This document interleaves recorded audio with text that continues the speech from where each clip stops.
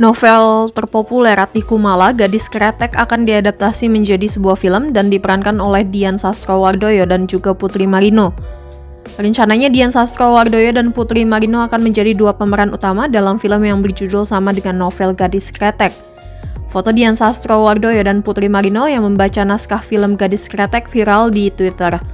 Namun, belum diketahui keduanya akan berperan sebagai apa dalam film Gadis Kretek yang akan ditayangkan di Netflix.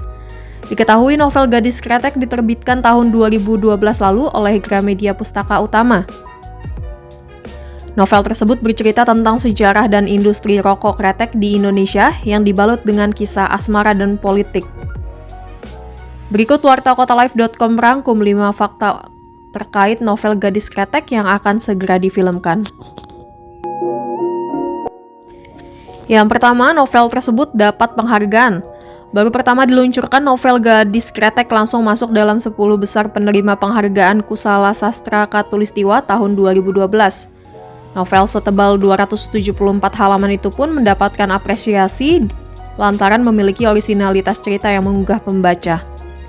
Kemudian yang kedua, menceritakan sejarah rokok kretek di Indonesia. Berbeda dengan novel romantis pada umumnya, Gadis Kretek menyisipkan kisah tentang sejarah rokok kretek di Indonesia yang mulai berkembang sejak penjajahan Jepang. Novel yang dipenuhi riset mendalam selama 4 tahun oleh penulisnya, yakni Ratih Kumala itu, juga mengungkap fakta perkembangan sejarah rokok di Indonesia yang awalnya sempat dikira sebagai obat oleh masyarakat. Kemudian yang ketiga, kisah percintaan zaman era penjajahan dan pasca penjajahan. Alur cerita novel Gadis Kretek sebenarnya maju mundur.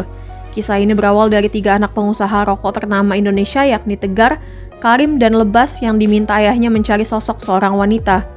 Dalam buku ini, Ratih Kumala bisa dengan epik mengisahkan 3 zaman yang berbeda sekaligus, yakni yang pertama zaman perkembangan rokok di era industri modern saat ini, kemudian zaman masa penjajahan Jepang hingga zaman awal kemerdekaan.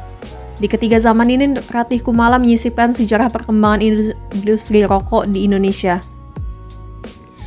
Yang keempat, ada kisah cinta tragis karena kondisi politik G30 SPKI.